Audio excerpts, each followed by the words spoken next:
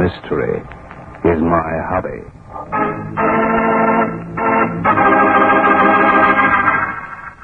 Ladies and gentlemen, Barton Drake speaking.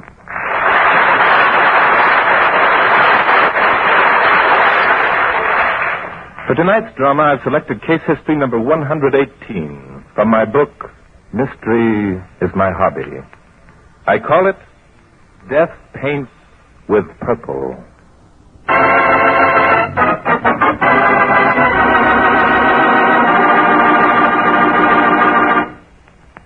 Now, back to Glenn Langan and the first act of Mystery is my hobby.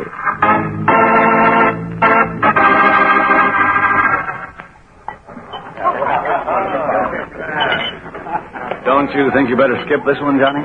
Yeah, maybe I should. You know, I can't get over how much better you look since you came back from the desert, Johnny. Yeah, it did me good in more ways than one. The desert's good for the eyes. You mean you can paint better? I mean I can see better. See who my real friends are. Oh? And who some of them aren't. Does that include me? Yeah, Bill, I know where you stand. How are you coming on Andy's picture? Andy McAndrews can take that picture and go to blazes. Well, Johnny, what has Andy done? Well, if you'll take a good look, you can see what he's doing now. Oh, that's nothing. Everybody does. That's what I mean about my eyes. Well, I'm going to put a stop to that right now. No, Johnny, don't start anything. Come on. I'm sure Johnny's grateful for all you've done, Andy. Oh, I've really done very little, my dear. Take your arm from around my wife's waist, you heel. Why, Johnny, shame on you. Andy's only... What's the matter, Johnny? Don't think because you buy my pictures that you can love my wife. Johnny, you don't mean that. I don't allow anybody to love my wife but me. Henley, I ought to knock you down for that. Well, why don't you try it? I'm standing up. Oh, by George, I think I will. Okay, you asked for it. Why, you swine! Cut it out. Don't, Andy, please. No one takes a poke at me without Andy. Stop! Now stop! I'll kick his head in. Now, that's enough, Andy. You've already knocked him down. You shouldn't have done that, Andy. I wouldn't give you that picture now if you were the last guy in the world. Boys, what's the trouble? Oh, Andy and Johnny had a little argument. I was out in the kitchen and heard the... The heel was making love to my wife. Andy, you weren't. Of course not, Verna. I think Johnny's a little drunk. Well, I won't stand for fights in my house. Andy, you and John had better leave. But Johnny picked the fight, Verna, honestly. And he hit Andy first. And Johnny, you'd better go. I wouldn't stay under any circumstances. Come on, Carl, let's get out of here. I'm not coming. I'll stay here and come home later in a cab. Well, have it your own way. Good night, folks. Johnny, when you get home, you'd better take a couple of aspirin. Bill, go along with him, please. He's in no condition to be alone. I've seen him in these fits of temper before. Oh, sure, Cora. I'll be glad to. Well, how about it, Johnny? Sure, Bill, come on. I've got some things to talk over with you, too.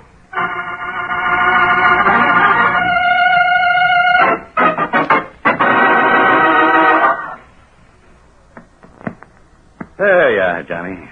Tucked in all nice and cozy. Right here in the couch, right in your own studio. Thanks, Bill. I don't feel so good. Yeah. You want anything? No, just want to sleep. Yeah. Only 11 o'clock.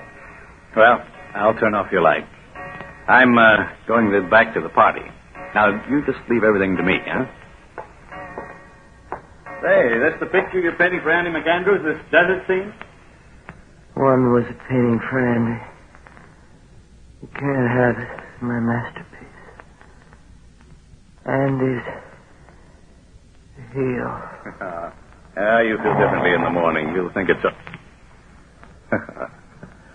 Sound asleep.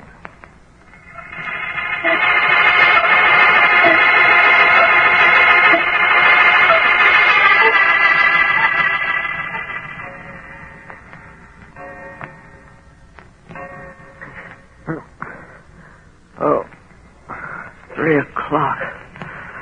Oh, what a head. Glass of water. Gotta get a glass of water. Bathroom. Slippers. Glass by the water basin. Oh, here's a glass. Water. Nothing like good old water.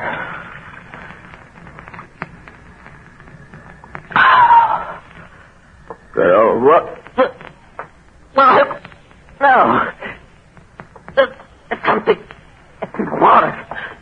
The water's poison. Gotta get to the phone. Light. That phone. My Andy's picture. Masterpiece. No. The cooler.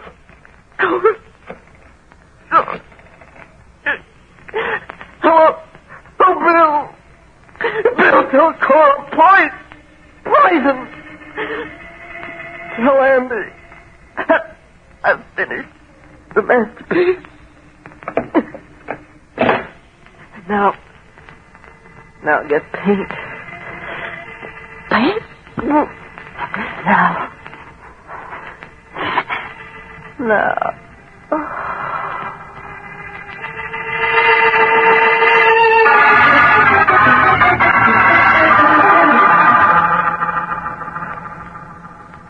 Barton Drake turned into the little white picket gate and walked across the flagstones to the whitewashed brick cottage, which was the home and studio of John Henley.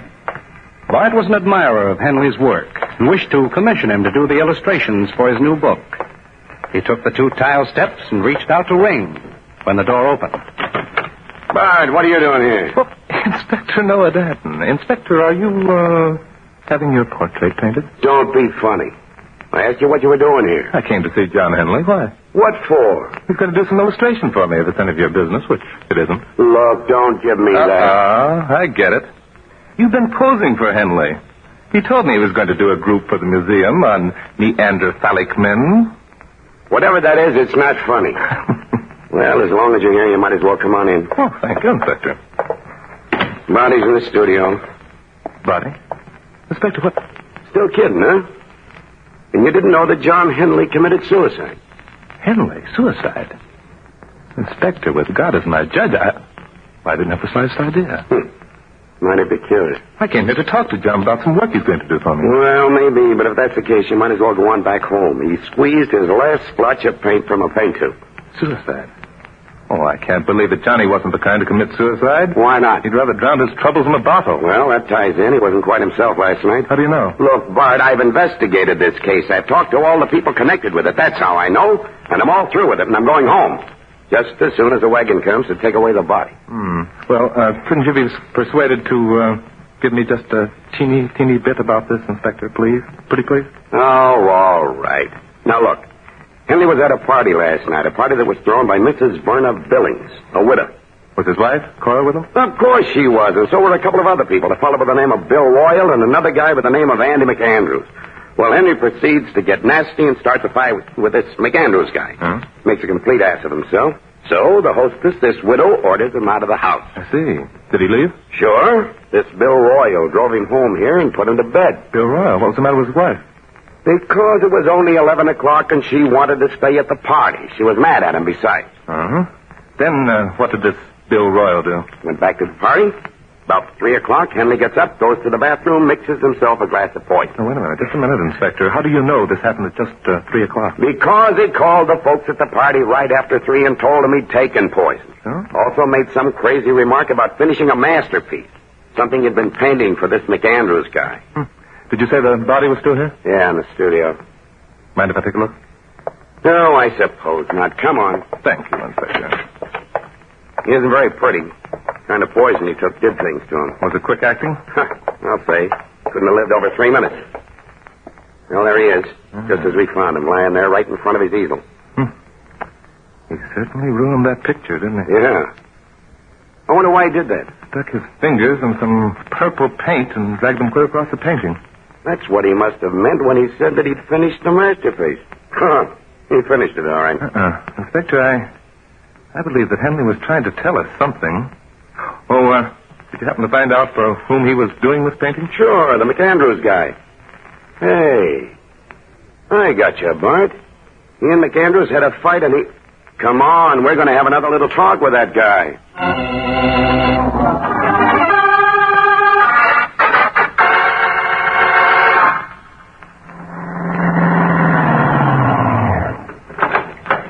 You sure McAndrews is here at Mrs. Billings? Yeah, they're all here. McAndrews, Henley's wife, and Bill Royal.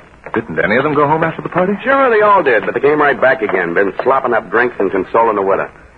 Now ring. It's a rather peculiar thing to do, isn't it? Yes? Oh, how do you do, Inspector? Good afternoon, Miss Billings. Meet Barton Drake. How do you do? Won't you come in? Yep. What brings you back? I thought you'd finished your investigation. I got a couple of more questions I want to ask McAndrews. They're in the other room. Barton Drake. How do you do, Cora? Why did he do it, Bart? Why did he do it? Do what? Commit suicide. He didn't. Really? Your husband, Cora, was murdered. Now, see here, Bart. I didn't John Henley was murdered. And I believe he was murdered by one of you people in this room. Well, that's a very serious accusation, Mr. Drake. Murder is very serious, Mr. McAndrews. Oh, no. My name's Royal. That's McAndrews. Oh, my mistake. But he couldn't have been murdered. At least not by any of us. We were all here all evening. That is, all except Bill, and he was only gone for half an hour when he drove Johnny home at 11. Yes, and we were still here at 3 o'clock in the morning when Johnny phoned and told us he'd taken poison. Yes, I know. Inspector, didn't you want to ask Mr. McAndrews some questions? Huh? Oh, yeah. Hey, how about that fight you had with Henley, McAndrews? Fight? Yeah. Oh, it was perfectly silly. Johnny accused me of making love to his wife. Were you? Of course not. Who came off second best in that fight? Johnny did. I'm afraid I knocked him down. Mm-hmm. And that made you mad? Mad enough to kill him, maybe? No, that isn't right. He'd be the one that'd be mad. Now, look here. It was nothing more than a drunken brawl. I was very fond of Johnny. I bought most of his pictures. Besides that, just recently, I financed him to a trip to the Southwest where he could get the proper atmosphere for a special painting I wanted. You're sure it wasn't to get Henley out of town so you could have a clear field with his wife? That's a nasty remark, Inspector. I'd advise you to watch your tongue. Oh, yeah? Inspector, there just might be something to the inspector's remark, Mr. McAndrews. For instance, did you see Cora at any time when Johnny was gone? Well, yes, a couple of times. I Oh. took her to a few shows. It didn't mean anything. I just didn't want her to be lonesome. That isn't quite true, Bart. I've been having to fight Andy off for some time. Why, that's a dirty, deliberate lie. Tell me more, Cora. He's been constantly asking me to leave Johnny. So? Did you consider it? Certainly not. I was very much in love with Johnny. Mm-hmm. And do you think that going out with another man while your husband is out of town is being a good and loving wife? I only put up with Andy because of the things he was doing for my husband. Why, you lying little wench. Shut up, you. Cora is telling the truth, Mr. Drake. So? Mm-hmm. Mr. Royal? We all saw what was going on. In fact, I took it upon myself to warn Andy that Johnny would kill him if he ever found out. Well, I don't know what your reasons are for saying these things, but there isn't one word of truth in anything any of you have said. They're nothing but a lot of libelous, vicious lies. I'm deeply in love with Verna Billings here. In fact, we're going to be married. Isn't that right, Verna? Well, I... Well, what's the matter with everybody? I couldn't have killed anybody. I didn't leave this house for a single instant last night. You'll back me up on that, I'm sure, Verna. I'm sorry, Andy, but I can't. What do you mean? About 2 o'clock, you said things were getting stifling in here, and you went out for a walk, remember? Yes, but Looks like you're cooked, McAndrews. Besides all this, Henley pointed the finger of guilt right at you just before he died. He smeared your pretty new picture all over with a gob of purple paint. Come on, you're under arrest for murder.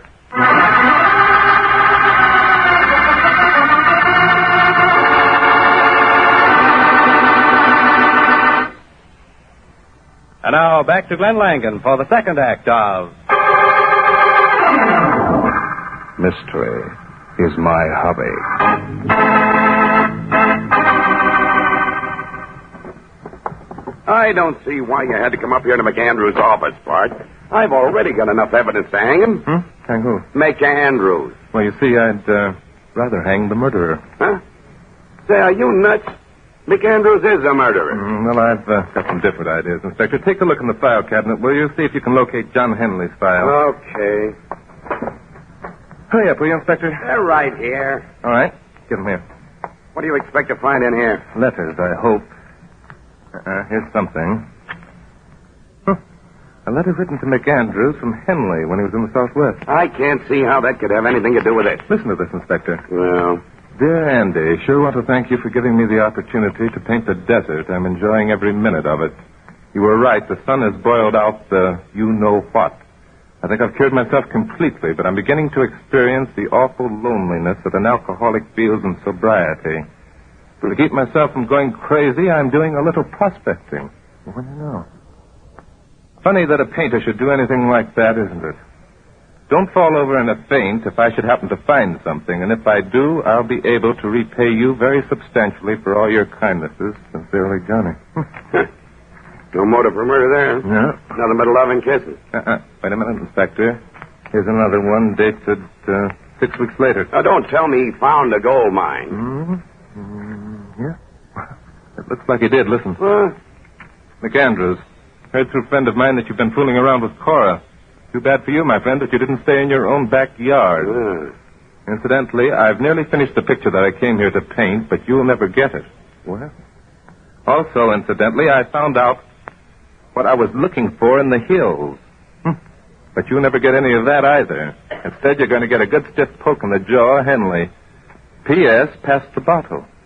What do you think of that, Inspector? Oh, Bart, you kill me. Do I? Sure. What you've just found cinches the case against McAndrews. If ever there was an airtight motive for a murder, there's one. Yeah? Just how do you figure it? Henley goes prospecting with McAndrews' money, finds a gold mine, and then refuses to split. Guys are getting themselves killed every day for pulling double crosses like that. Yes, I'll have to admit that was the motive for the murder, all right? Oh, well, you don't have to feel too bad. Guys got to guess wrong once in a while. Thank you, Inspector. Would you do me a favor? Sure, glad to. What do you want? Would you mind rounding up that gang and bringing them up to John Henley's studio? Okay, but I don't for the life of me see what for. Well, you see, Inspector, I want to apologize to them for all my nasty thoughts.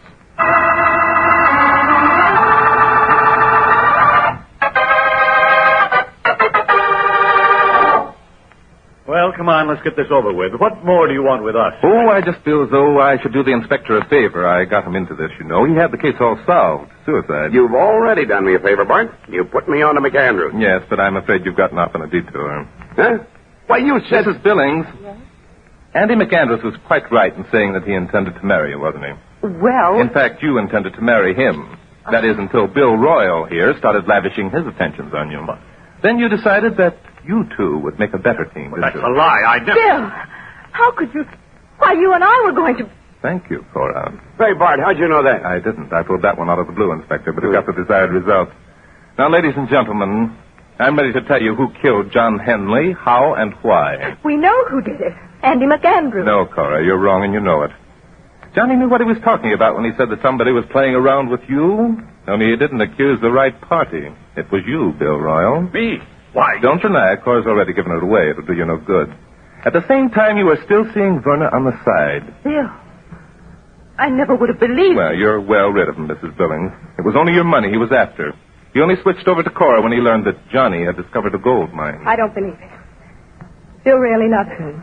I love him. Love is something nobody can help. It just happens. Yes, unfortunately. Now, Mr. Royal, in order for you to get your hands on this mining property, it was necessary for you to marry Johnny's wife. Hey, Bart, he couldn't do that. She was already married. Yes, indeed, Inspector, and you can't just wish you were single again, can you? Also, to make marriage a profitable occupation, it was necessary for the property to come into Cora's hands completely with no strings attached. How would you arrange such a situation, Inspector? Easy. Henley had to die. Correct.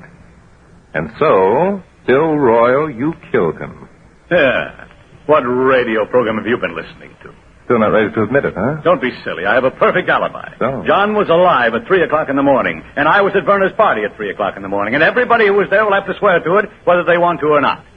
Now, how are you going to get around that, Mr. Smart Detective? And these same people will swear to the fact that Johnny was drunk. Sure, why not? Mm-hmm. They'll also swear to the fact that you drove him home, that you were gone only about a half an hour, just long enough to tuck him into bed and to get back here. Yes, I'll swear to that myself. It's been established in the autopsy that John Henley died by a very quick-acting poison, that he must have died within 3 minutes after he took it. Well, all the more reason why I couldn't have given it to him. No, Drake, you're barking down the wrong hole. Oh, no, Mr. Royal. I'll show you how you could have given it to him. In fact, how you did give it to him. If you can do that, I'll take some of the stuff myself. Thanks for the tip. Inspector, you better take steps. Right, Mark. Hey, no, you don't. Shut up or I'll swat you. Leave me. Stand still, will you? Better be thorough, Inspector. It wouldn't take very much of that, you know. Yeah. Here's something. Hey, Bart, you're right. This is the same stuff. That still doesn't prove I gave any of it to Henley. No, but I'll tell you just what happened, and maybe that will convince you, Mr. Royal. You see, when you brought John Henley home, you tucked him into bed in the studio. The studio, by the way, has its own individual bathroom. You knew that he'd had too much to drink and that he'd wake up and be thirsty. So, what did you do? You tell me. My pleasure. After putting it to bed, you quietly slipped into the bathroom and dropped a small amount of this poison into a drinking glass that was on the stand by the wash basin. That's all.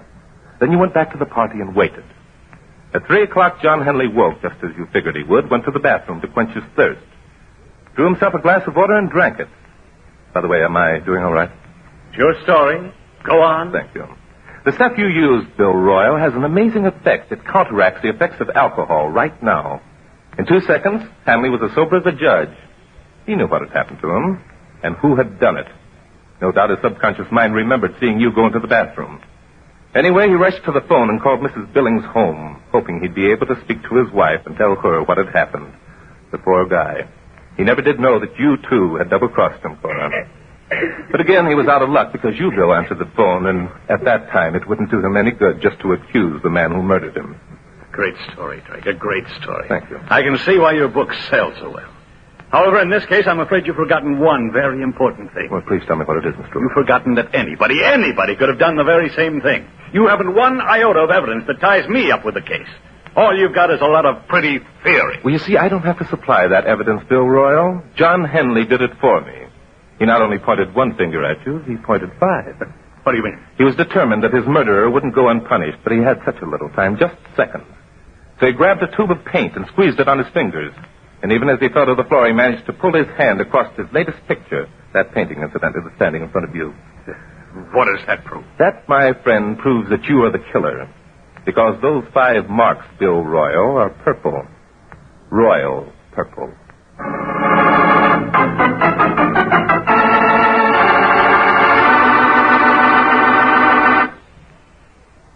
And now back to Glenn Langan for the conclusion of Mystery is My Hobby.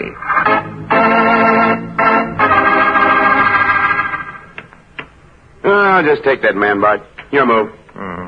Funny how you figured that was a murder. Sure looked like suicide to me. It was a paint, Inspector. Yeah? When I saw that he'd smeared his masterpiece with purple paint, I knew it must have some definite purpose. Uh-huh.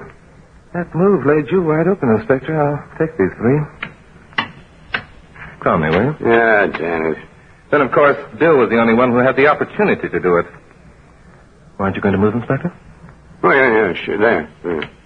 Well, thank you, Inspector. That's 2 more. Ah, nuts. Yeah, but why couldn't the McAndrews have done it when he went out for a walk? If he went out for a walk, you mean, Inspector. No? But after that fight, John Henley would never have let him in. And, of course, Cora Henley showed her connection with the deal by going back to her friends right after the murder. No true or loving wife would do that. After the people who started a violent quarrel with her husband just after his death. Well, why don't you move, Inspector? Why can't? You've got me all sewed up.